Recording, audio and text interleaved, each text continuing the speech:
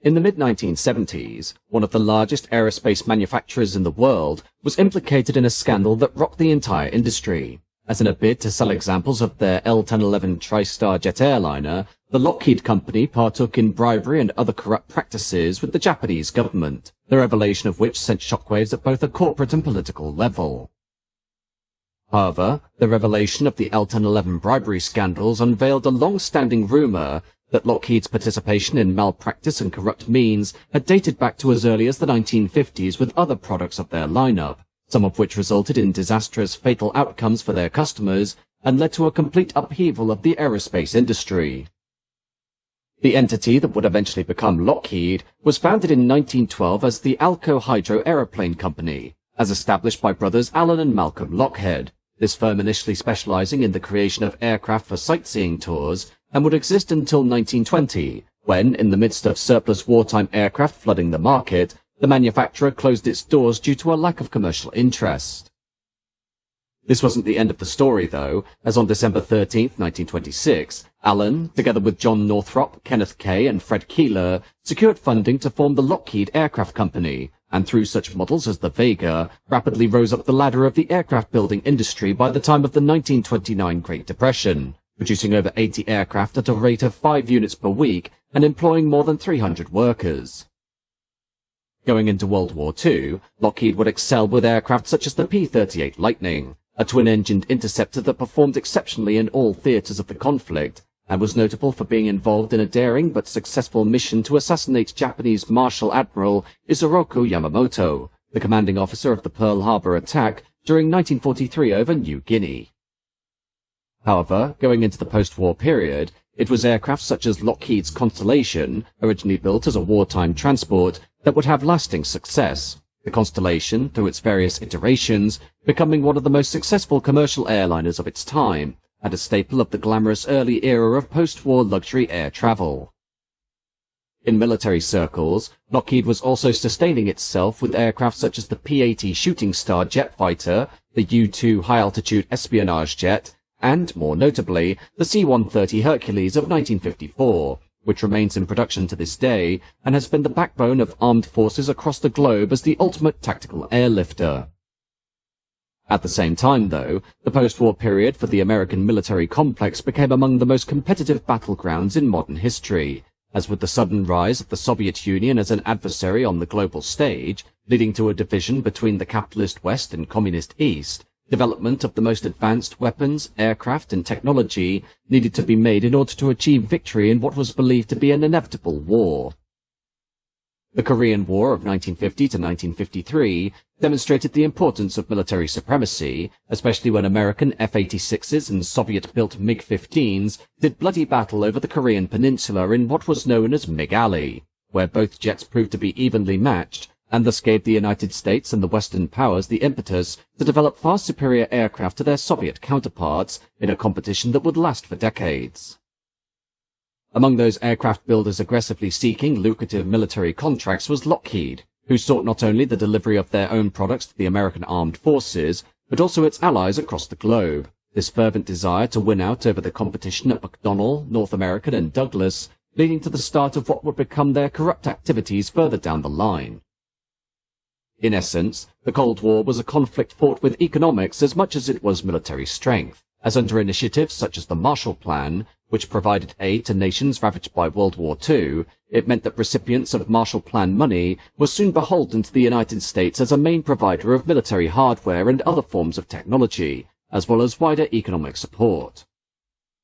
The first country to fall under the influence of Lockheed's international bribery tactics was Japan, which, after World War II, was a devastated nation, but also a strategically important one in the context of the Cold War, as it provided the West with a vitally important ally positioned off the coast of the Soviet Union, China, and North Korea. Therefore, under the initial occupation of Japan by the United States between 1945 and 1952, and even after the occupation ended, the economy and infrastructure was rebuilt substantially in order to fully re-establish the country as a stable partner in the Western blockade of the Communist bloc, with investment in the Japanese military being of the highest priority, especially its air force. In the case of Lockheed's first involvement with Japan during the mid to late 1950s, the main product that was to be sold to this nation was the F-104 Starfighter, a high-speed, high-altitude interceptor that had been developed to counter the threat of Soviet nuclear bombers such as the Tupolev Tu-16 Badger and the Tu-95 Bear, the aircraft being the brainchild of designer Clarence Kelly Johnson and the Lockheed Skunk Works division. In 1952, Lockheed received approval to create a prototype dubbed the CL-246, which was incredibly small and sleek, with an extremely thin fuselage and short trapezoidal wings that gave it an otherworldly appearance, the design being optimized for high-speed flight at high altitudes, with the goal of reaching speeds in excess of Mach 2, a feat that had not yet been achieved in operational fighter aircraft. From the outset, the F-104 was designed to push the boundaries of aerospace technology, and with its General Electric J79 turbojet engine, one of the most advanced engines of its time, the aircraft could produce over 10,000 pounds of thrust with afterburner, allowing the F-104 to reach speeds of Mach 2.2 at altitude, setting world speed records in the process. Another notable feature of the F-104 was its extremely thin, straight wings, which were designed to minimize drag at high speeds. These wings, which had a span of just 21 feet and an area of only 196 square feet, being much shorter and thinner than those of any other contemporary fighter aircraft, giving the Starfighter an almost missile-like aesthetic, but posed significant challenges in terms of maneuverability and low-speed handling, as the aircraft required high takeoff and landing speeds. First entering service with the US Air Force in February 1958, the F-104's main competitor for potential international orders included the McDonnell F-4 Phantom II, the Northrop F-5 Freedom Fighter, and the upcoming Dassault Mirage 3 of France and Grumman F-11F Super Tiger of America, each of these aircraft capable of matching the role of the F-104, but without its pronounced low-speed instability or technical complexity. Therefore, Lockheed, to ensure that the F-104 was secured by the Japan Air Self-Defense Force, enlisted the services of underworld figure Yoshio Kodama, a notorious fixer within the Japanese organized crime scene, who had previously been a member of the Black Dragon Society, an ultranationalist secret society that advocated for Japanese expansionism and played a significant role in Japan's military and political affairs. During World War II, Kodama played a key role in the war effort as a covert operative, where he enlisted agents in occupied China to work as a fifth column behind Allied lines, with his connections to the government, the black market and the Black Dragon Society garnering him incredible wealth, though he was eventually arrested in 1945 by the Americans and imprisoned in Tokyo. However, in 1948, he was unexpectedly released when his connections to the criminal underworld, as well as his history as a right-wing ultranationalist, garnered the attention of the CIA, who sought to develop an intricate intelligence sector in Japan that would be able to monitor the activities of the Soviet Union, North Korea and Communist China. Therefore, once freed, Kodama wasted no time in re-establishing himself as a key political fixer, leveraging his intelligence connections, financial resources and underworld networks to exert significant influence over the country's political structure, one of his first notable acts being the suppression of a leftist labor movement through intimidation during 1949. By 1956, US intelligence agencies had substantially increased their financial support to ensure Japan's alignment with American interests, with Roger Hilsman, Assistant Secretary of State for Far Eastern Affairs under President John F. Kennedy, being informed that the CIA had funded one or more Japanese political parties, as well as influencing the 1958 Japanese elections. The influencing of the 1958 election was done to ensure Prime Minister Nobusuke Kishi was returned to office, Kishi being a long-time ally of Kodama, and was instrumental in shaping Japan's post-war defense policy, as well as playing a decisive role in overturning an earlier decision that had favored the Grumman F-11F Super Tiger jet fighter over Lockheed's F-104 Starfighter. By the late 1950s, rumors circulated regarding bribery being orchestrated by Lockheed over aircraft sales in Japan, including claims that an American embassy officer was in charge of the payoffs made to secure government contracts, though due to the prevalence of the CIA in Japan and their vested interest in the nation strategically in the wider Cold War, this information was not acted upon. While the CIA were fully aware of Lockheed's use of bribery as a tactic, even at the highest levels, every move was sanctioned by the agency, which failed to inform either the State Department or the Grumman Aircraft Corporation, despite their knowledge of the real reason why Grumman's original winning bid was overturned. Lockheed ultimately spent approximately $1.5 million to secure the contract, with an estimated $12.6 million paid over 2 decades in bribes, commissions, and fees to facilitate aircraft sales in Japan between 1956 and 1975, while Kodama personally received around $7 million for these payments, including $750,000 that was directly linked to his efforts in promoting the F-104 Starfighter. Though there was substantial evidence that Lockheed was engaging in bribery by the U.S. Justice Department, the Securities and Exchange Commission or SEC, and the Internal Revenue Service or IRS, no action was taken to investigate this, as foreign bribery was not explicitly illegal under U.S. federal law at the time, and such payments were not tax-deductible, raising concerns that Lockheed and other corporations had improperly classified bribes as business expenses to reduce their taxable income. Additionally, government agencies such as the Department of Defense, which monitored foreign arms sales, may have been misled by false statements regarding these transactions, with the Justice Department being of the opinion that while the agency might not have been legally obligated to report its knowledge, its failure to do so was a matter of concern with regard to policy. Ultimately, Lockheed's efforts were successful, and the F-104 entered service with the Japan Air Self-Defense Force in October 1962 with 210 units delivered, including 20 dual-control trainers, the Japanese F-104s being designated the F-104J, and were nicknamed Aiko or Glory, operating with the 201st to 207th Tactical Fighter Squadron up until their retirement in 1986. However, Lockheed's efforts did not end with Japan, as also in the late 1950s, another former adversary turned ally was West Germany, a nation that was also under partial occupation of the United States and was being rebuilt with substantial amounts of American money in order to create a stable front line against the Soviet-influenced East Germany on the opposite side of the Iron Curtain.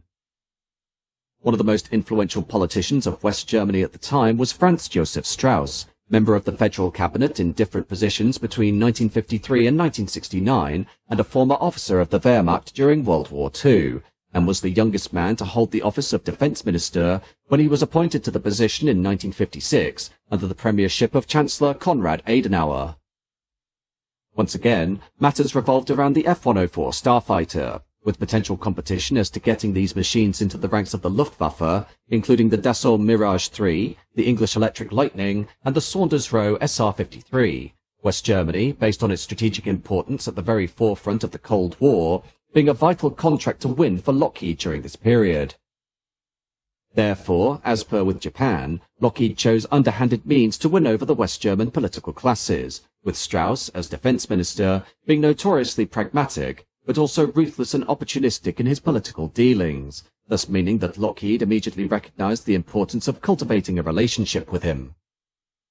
The Lockheed representative handling the negotiation of equipment change proposals, or ECP, between the company and the West German government in Bonn was Ernst Hauser, whom Strauss had known since 1945, Hauser having served as an intelligence officer in the US Army during the occupation of Germany and had met Strauss when he worked as a translator, the pair developing a close friendship that was both professionally and personally rewarding. In 1950, Hauser returned to the United States, but maintained contact with Strauss, with Hauser eventually finding himself employed at the Aerojet General Corporation, which conducted subcontract work for larger American aviation firms, with Strauss offering Hauser a position at Lockheed the following year, while an arrangement negotiated with Robert Gross allowed him to serve as liaison between the company and the various German and NATO starfighter offices being established in Koblenz. Officially, Hauser facilitated high-level visits in both the United States and Germany, and conducted other political and public relations tasks, but in reality, he would later state that his most important task was to serve as Strauss's informant within the Lockheed Starfighter office, with Strauss having concluded a secret agreement with Gross in 1959, in which Lockheed paid a certain percentage of its sales, license production, and ECP commissions into Strauss's coffers. However, the plan was opposed by Gunther Frank-Fahler of Deutsche Commerz, as these payments were to be deducted from the commissions he earned as a sales agent, and thus he stood to lose over $1 million, his opposition ensuring that the scheme had still not come to fruition by the time of Robert Gross's death in September 1961. Regardless, Hauser stated that Strauss insisted that the agreement be honored, despite no one else at Lockheed admitting to having knowledge of it, with Strauss allegedly tasking Hauser with resolving the matter with Frank-Fahler, though he preempted any diplomatic solution by going over both of them and sought to clear the matter with Burbank. By March 1962, Hauser stated that he had come to regret taking the Lockheed posting, as it had essentially become a matter of currying illicit money and acting as an intermediary in continual conflicts between Strauss, Frank Fowler, and Lockheed's leadership in Burbank, with Hauser indicating that apart from the flagrant illegality of it all, the matter was utterly unworkable, as all parties were treating the illicit payoff from the sale of over 800 starfighters as if it were a trivial matter. Hauser's direct involvement in the bribery scheme ended during the same year following the Spiegel affair, a scandal that resulted in Strauss's resignation as defense minister, followed a year later by the two men breaking their personal and professional relationship following an argument, with Hauser resigning from Lockheed during 1964, though in December 1963, Strauss's successor as defense minister, Kai-Uwe von Hassel, sent a letter to Lockheed commending Hauser for maintaining excellent contact with his department throughout the course of the scheme. However, any potential investigation into bribery during this period was overshadowed by the Spiegel affair, a crisis caused when the German news magazine Der Spiegel, a persistent critic of Strauss and the Defense Ministry, exposed deficiencies in NATO's defense plans and highlighted the Bundeswehr's poor performance during the Phalanx 62 military exercise. When the newspaper cited insider sources as to this information, it immediately raised concerns of a spy network within the West German armed forces backed by the Communist East, with federal law enforcement agencies raiding Der Spiegel's offices in Bonn and Hamburg, arresting 3 of the magazine's editorial staff on charges of publishing classified information and committing treason against the state. However, it was soon revealed that Strauss had personally ordered the actions against Der Spiegel with the approval of German Chancellor Konrad Adenauer, though despite Adenauer denying his involvement, it proved to be the beginning of the end of his chancellorship, with the FDP withdrawing from the existing coalition government and leading to both Adenauer and Strauss stepping down in disgrace. Beyond the political upheaval in West Germany, the arrival of the F-104 into the ranks of the Luftwaffe from 1960 onwards resulted in one of the most catastrophic military aircraft ever to be employed by an air force, with the Starfighter suffering an alarmingly high number of crashes during its service career in West Germany. Due to the need to undertake rapid conversion training, Luftwaffe pilots were invited to Arizona to familiarize themselves with the F-104's systems and flight characteristics, unaware that the pleasant environment of the Arizona desert contrasted sharply with the often changeable conditions of Northern Europe, the outcomes of which severely challenged the flying abilities of those using the F-104. Initial flying operations in Germany began in 1961, and by the following year, 7 crashes had already occurred, followed by 12 in 1964 and 28 in 1965, thus averaging more than 2 crashes per month, with 61 examples having been lost by 1966, while the Starfighter's accident rate peaked at 139 incidents per 100,000 flying hours. The German press, seizing on the pattern of crashes, dubbed the aircraft the Flying Coffin and the Widowmaker, while growing public skepticism about the procurement decision led to critics alleging that the selection of the F-104 had been driven by political motives rather than operational suitability.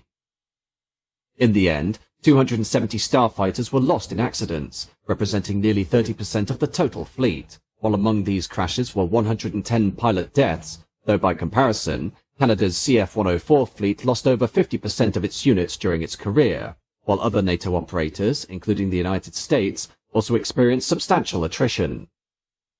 Technical problems with the F-104G were partially responsible for the high accident rate, including issues with the General Electric J79 engine, such as failures in the variable afterburner nozzle, while contamination of the aircraft's liquid oxygen system would cause pilot incapacitation mid-flight, and was also identified as a contributing factor.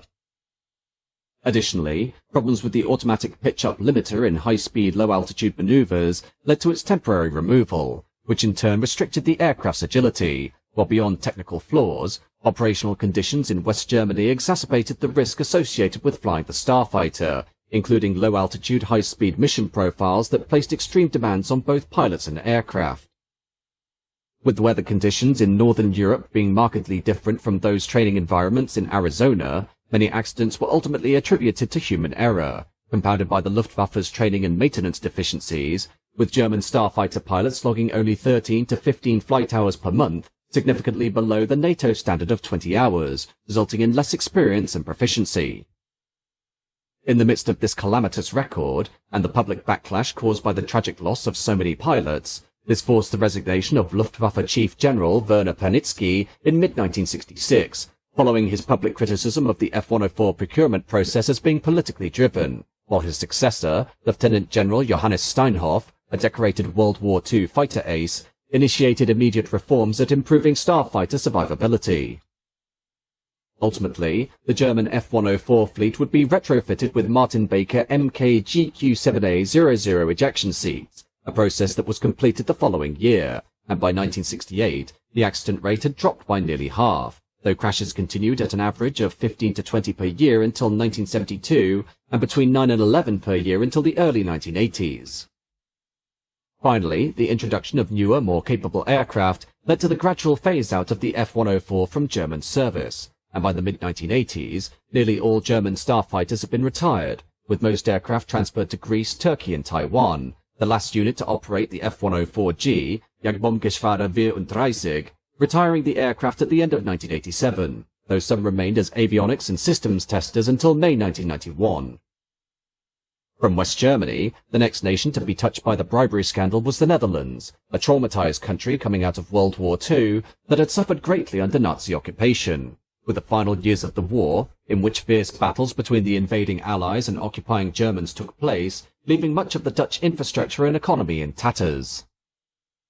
While American aid helped to revitalize the Dutch economy, the Netherlands was also a vital partner and founding member of NATO, with the Royal Netherlands Air Force emerging as a key component of the country's national defense strategy, particularly in response to the growing threat of Soviet air power, its initial supply of ex-RAF Spitfires soon giving way to modern jet fighters. Once again, by the late 1950s, a new breed of fighter was needed, and Lockheed found itself in competition with the likes of the Mirage 3, the Northrop F-5, and the Hawker Hunter for a place in the Dutch Air Force, the Hunter being a particular favourite due to its well-established reputation for reliability, ease of maintenance, and strong manoeuvrability, as proven in the 1956 Suez Crisis. While it was publicly stated that the preference of the Dutch to the F-104 was the result of a competitive evaluation of the aircraft's technical capabilities, the real reason came down to covert financial transactions and political manoeuvring, with Prince Bernhard, the husband of Queen Juliana, being primarily involved. As consort to the reigning Dutch monarch, Bernhard wielded considerable influence within the government and military, particularly in defense procurement matters, while his strong ties to NATO, American defense contractors, and the international business community made him an attractive target for Lockheed's bribery efforts. Recognizing the decisive edge his support could give, Lockheed channeled substantial bribes to him through intermediaries, disguising these payments as consulting fees and business transactions, thus allowing him to receive significant sums without directly linking the money to the aircraft selection process. One of the key intermediaries in the bribery scheme was Fred Muser, Lockheed's European sales director, who was instrumental in cultivating relationships with government officials across Europe, including the Netherlands, with Muser working closely with Lockheed executives in the United States to ensure that bribes were delivered on time and to the correct individuals. Through Muser, funds were discreetly transferred to Bernhard, often using a combination of wire transfers to offshore accounts and direct cash payments, with Lockheed carefully structuring its financial transactions to evade regulatory scrutiny via offshore bank accounts in jurisdictions with strict banking secrecy laws such as Switzerland and Liechtenstein, with later revelations noting that Bernhard received over $1.1 million from Lockheed in exchange for his advocacy of the F-104 program, a claim he initially denied. Beyond financial inducements, Lockheed exerted political influence and engaged in strategic lobbying to enforce its position in the Dutch selection process, with the company exploiting its close ties to the American government and NATO to frame the F-104's sale as a decision that would bolster NATO's collective defense capabilities and strengthen US-Dutch military cooperation. Even beyond the F-104, Lockheed's manipulation continued up until 1973, when the firm sought to sell its P-3 Orion anti-submarine warfare aircraft to the Royal Netherlands Navy, competing against the French Breguet Atlantique, with Lockheed once again relying on Prince Bernhard's influence to pressure the Dutch Ministry of Defense into selecting the Orion. Muser, acting on Lockheed's behalf, proposed a commission structure whereby Bernhard would receive 4% on complete aircraft sales and 8% on parts and services, with the funds channeled through Swiss consultant Hubert Wiesbrod, an arrangement that would have netted Bernhard between $4 million and $6 million. However, Lockheed's leadership in Burbank rejected the offer, considering that the proposed commission was excessively high, with Bernhard, who had expected only $1 million from the deal, being reportedly insulted by the rejection, as expressed through a letter to Lockheed executives, and that he would no longer assist Lockheed in outmaneuvering its British and French competitors. Regardless, in Dutch service, the first of 138 F-104s arrived in December 1962, with initial units being used for training purposes, the F-104 proving itself a formidable aircraft, particularly in high-speed interception missions, but was also notorious for its high accident rate, with the Netherlands losing 43 of its 138 Starfighters in accidents, representing approximately 35.8% of the fleet.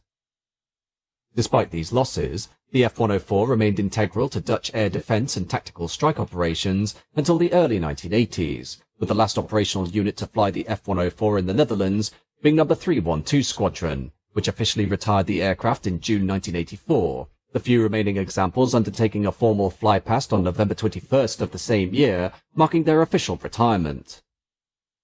Following on from the Netherlands, the scandal would then move to Saudi Arabia, which, over the course of the first half of the 20th century, had risen to become one of the most influential countries in the Middle East, thanks to its vast oil supplies that were used not only during the conflicts of World War II on the side of the Allies, but were also a major source of investment by Western nations during the Cold War against the Soviet Union.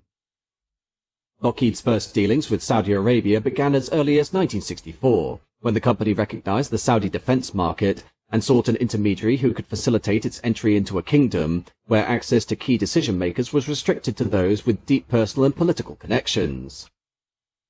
To this end, the company established a relationship with Saudi arms dealer Adnan Khashoggi, appointing him as its Middle Eastern liaison, Khashoggi already being well connected within both the Saudi and Jordanian royal families, and was uniquely positioned to navigate the complex network of relationships within the Saudi Defense Ministry.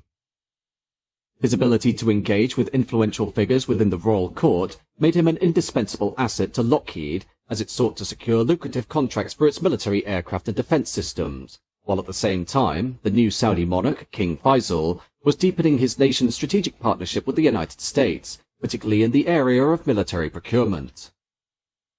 Eager to modernize the armed forces, but with a majority of the nation's wealth seated within the royal family, the procurement environment in Saudi Arabia was one where personal influence and informal agreements were often as critical as formal contracts, and Khashoggi played a pivotal role in guiding Lockheed through this landscape, ensuring that the company established itself as a preferred supplier to the Saudi government.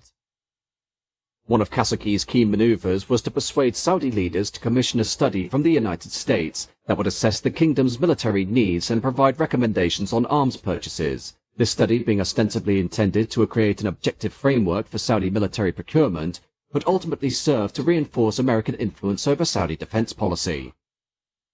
With Khashoggi acting as the primary intermediary between Saudi officials and U.S. defense contractors, Lockheed, along with firms such as Raytheon and Northrop, secured exclusive sales agency rights, with Khashoggi solidifying his control over approximately 80% of all U.S. military sales to Saudi Arabia, positioning himself as the essential broker in nearly every major arms deal between the two nations. Between 1970 and 1975, Lockheed funneled $106 million worth of commissions to Khashoggi, an astronomical sum that reflected the immense value of the contracts he facilitated, with his earnings initially being calculated at 2.5% of sales, but as the volume of transactions grew, his commissions rate rose to as much as 15%. According to Max Helzel, vice president of Lockheed's International Marketing Division, Khashoggi became the marketing arm of Lockheed, not only providing introductions to influential Saudi officials, but also offering strategic insights, intelligence on internal political dynamics, and analysis on how to best position Lockheed's products within the Saudi military establishment. This was further encouraged following the Yom Kippur War of 1973 between the Arab states and Israel, which proved to be a catalyst in unprecedented expansion in Saudi arms procurement, underscoring the volatility of the region and the necessity for Arab states to strengthen their militaries, while also resulting in a geopolitical shift in economic power, as the Arab oil embargo and subsequent rise in petroleum prices provided Saudi Arabia with an enormous influx of wealth. With billions of dollars in new revenue, the kingdom embarked on a massive military build-up, unrestrained by financial limitations, leading to what was described as a gold rush of brokers, intermediaries and corporations, all vying for a share of the burgeoning Saudi defense budget, though Khashoggi, already entrenched as the preeminent arms broker in the kingdom, was among the greatest beneficiaries, collecting hundreds of millions in commissions from a range of Western defense companies. During this period, Lockheed's dependence on Khashoggi's influence within the Saudi Defense Ministry became even more pronounced, and with arms procurement growing at an exponential rate, the complexity and scale of these transactions increased, with his access to high-ranking officials and members of the royal family, ensuring that Lockheed maintained its dominance as the kingdom's primary supplier of advanced military aircraft and weaponry. As a result, the company secured lucrative contracts for aircraft such as the C-130 Hercules transport plane and F-5 fighter jets, reinforcing its strategic position in the region, and by the mid-1970s Khashoggi's business dealings had made him one of the wealthiest and most influential arms brokers in the world. From Saudi Arabia, Italy was soon in line for Lockheed's influence, Italy having been a nation ravaged by the effects of World War II, while following the removal of the Italian monarchy during a referendum in 1946. The subsequent Italian Republic was noted for its corruption and lack of stability due to vying political wills within the strong left and right-wing factions. While Italy aligned itself firmly with NATO, and was a strong beneficiary of the Marshall Plan, resulting in an economic miracle that defined Italy's rebirth during the 1950s and 60s, its political situation remained volatile, with the Sicilian Mafia, which had been heavily suppressed by the fascist government of Benito Mussolini, re-emerging as the dominant force of post-war Italy.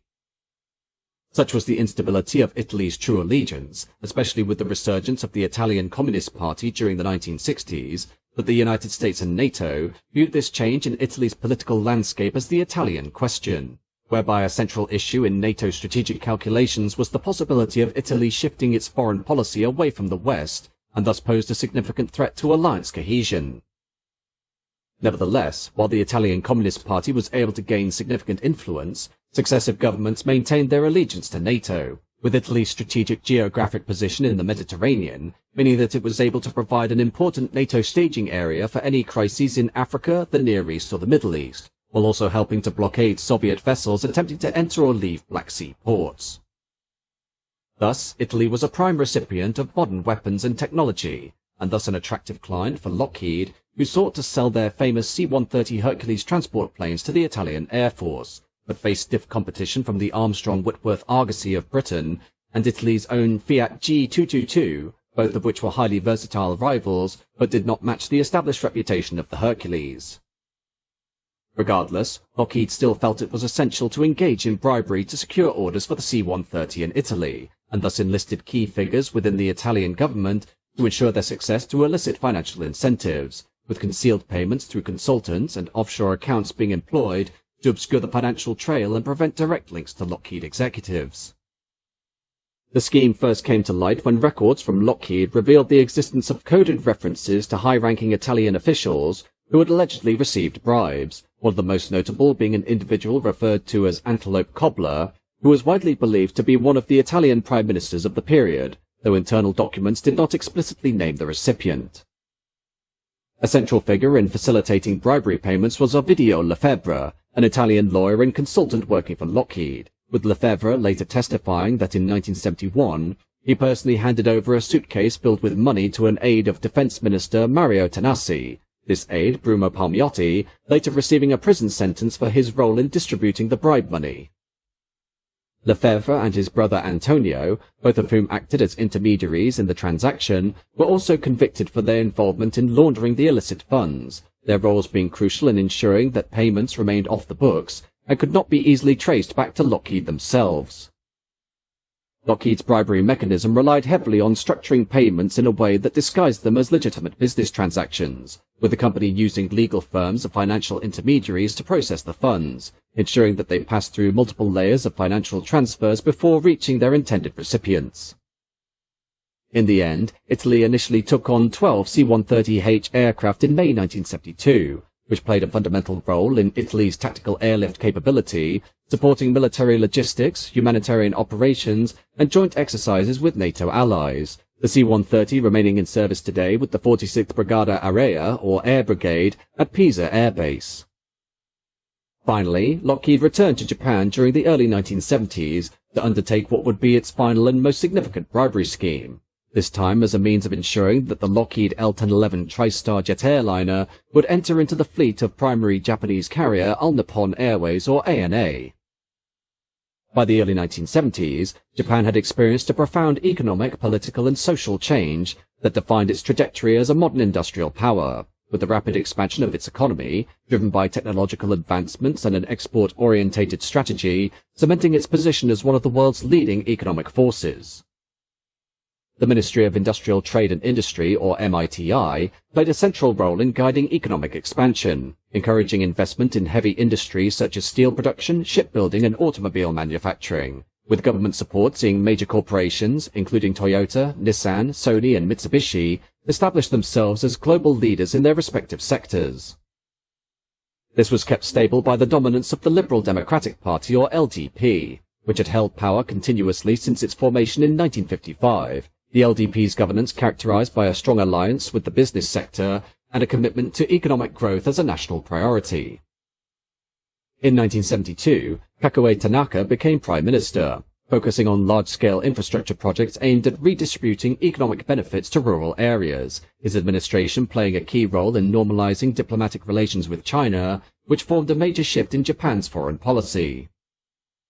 However, Tanaka's political career, from his earliest days, had been marred with corruption, as in December 1948, he was arrested and imprisoned on charges of accepting 1 million yen in bribes from coal mining interests in Kyushu, while during his premiership, his administration was accused of favoring construction firms with government contracts in exchange for political donations, reinforcing public perceptions of deep-rooted cronyism within the LDP.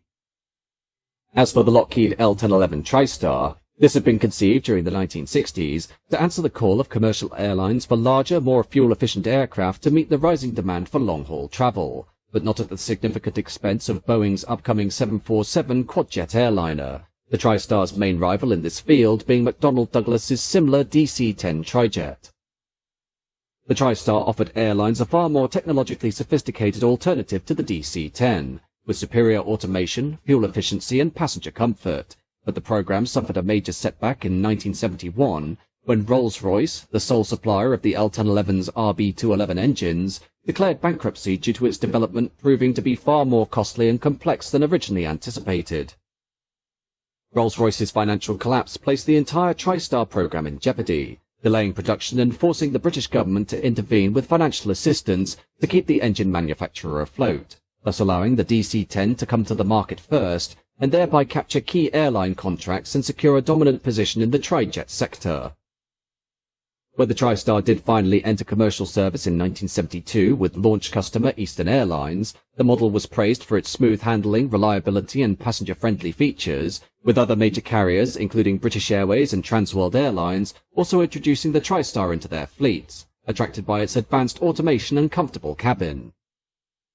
Despite these positive attributes, the L-1011 struggled to meet Lockheed's sales expectations, the production delays caused by the Rolls-Royce crisis having weakened Lockheed's market position, with the DC-10 being firmly established within the sector, while the Boeing 747, with its greater seating capacity and long-range capability, remained the preferred choice for airlines seeking to expand their international operations. Therefore, in desperation, President of the Lockheed Corporation, A. Carl Koshan, traveled to Tokyo in August 1972 with the aim of securing a high-value contract with All Nippon Airways for the purchase of the Tristar aircraft, with All Nippon, at the time, being one of the few major airlines yet to commit to a wide-body aircraft, while Lockheed faced stiff competition from McDonnell Douglas and the DC-10. The Japanese government held considerable sway over ANA's purchasing decisions, making the support of Prime Minister Kakue Tanaka essential for the deal's success. Tanaka, based on his history of bribery and corruption scandals, being seen as a crucial figure in influencing ANA's final decision. Before a meeting with Tanaka could take place, Koshan was informed that a pledge of 500 billion yen or $1.6 million was required, and aware of the necessity of government approval for securing the contract, he agreed to the payment, followed shortly thereafter by Tanaka's visit to President Nixon in the United States, with ANA publicly announcing its interest in the Tristar. By October 1972, the airline had placed an initial order for 6 aircraft along with options for 8 more, marking a significant step in Lockheed's efforts to expand its presence in the Japanese aviation market. But these payments did not end there, as additional financial incentives were deemed necessary to ensure ANA's continued commitment to the TriStar over its competitors. During that same month, an additional $400,000 was allocated to key figures who held influence over ANA's decision-making process, of which $300,000 was directed to the president of ANA, while the remaining $100,000 was distributed among 6 Japanese politicians, though the full pledge to Tanaka's office was not paid until August 1973. By this time, Lockheed had spent more than $2 million on further payments to various officials involved in ANA's procurement process, and thus to strengthen its foothold in Japan, they enlisted the services of Yoshio Kodama once again, his role extending beyond arranging financial transactions to intimidation tactics, including the use of organized crime groups to disrupt ANA stockholder meetings, creating an environment in which resistance to Lockheed's interests became untenable. His control over ANA's leadership was so extensive that he orchestrated the removal of the airline's president, Tetsuo Oba, who had previously expressed a preference for the DC-10, and following Oba's forced resignation, Kodama ensured that a more compliant successor was installed, one who would align ANA's purchasing decisions with Lockheed's interests. For his role in the transaction, Kodama received approximately $7 million in payments from Lockheed, cementing his position as a crucial intermediary between the company and Japan's political elite, with Lockheed relying on Deak & Company, a foreign exchange firm owned by Nicholas Deak, as a conduit for moving money, the eventual sum transferred between 1969 and 1975 amounting to $8.3 million through Deak's offices in Hong Kong. The money was then physically transported into Japan by a Spanish-born priest acting on behalf of Lockheed, a strategy designed to avoid scrutiny from financial regulators and law enforcement agencies, while also allowing the company to maintain plausible deniability, thus leading, by the end of 1972, in ANA officially announcing its decision to purchase 21 Lockheed L-1011 Tristars, despite having previously signaled a preference for the DC-10. The total cost of the deal was approximately $105 million, securing a significant boost for Lockheed's struggling commercial aviation division, the success of this agreement coming at the cost of an elaborate system of bribes that amounted to an estimated 2.4 billion yen, of which 500 million yen was directed to Prime Minister Tanaka's office, ensuring continued government backing. A further 160 million yen was distributed among ANA officials, rewarding those who had facilitated the deal, while the largest share of 1.7 billion yen was paid to Kodama for his role in manipulating the selection process and removing obstacles to Lockheed's success, this bribery continuing until 1975, at which point Lockheed executives justified the payments as necessary practice in securing international contracts. Regardless, the TriStar became a pivotal aircraft in All Nippon's fleet when it was introduced in December 1973, marking a new era for the airline's domestic operations, with the first aircraft, Juliet Alpha 8501, entering revenue service in March 1974, coinciding with the introduction of a new crew uniform branded the TriStar look. At this time, ANA operated solely on domestic routes, and the TriStar's wide-body design provided increased capacity and improved passenger comfort on the airline's busiest services across Japan, while its advanced technology and reliability made it a crucial part of ANA's expansion strategy, particularly on high-demand runs connecting major cities such as Tokyo, Osaka, and Fukuoka.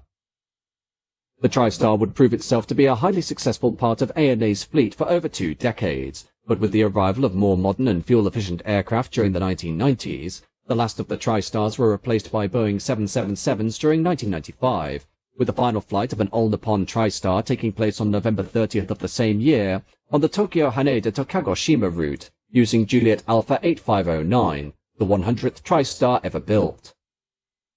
Therefore, by the early 1970s, Lockheed had won an insurmountable number of foreign contracts, but despite this, the ongoing financial ramifications caused by the L-1011 project would result in the company facing a near-total collapse, the rescuing of which by the Nixon administration would reveal the extent of the bribery scandal and lead to the tarnished reputation of not only Lockheed, but also the various governments and politicians who had been involved in the scheme.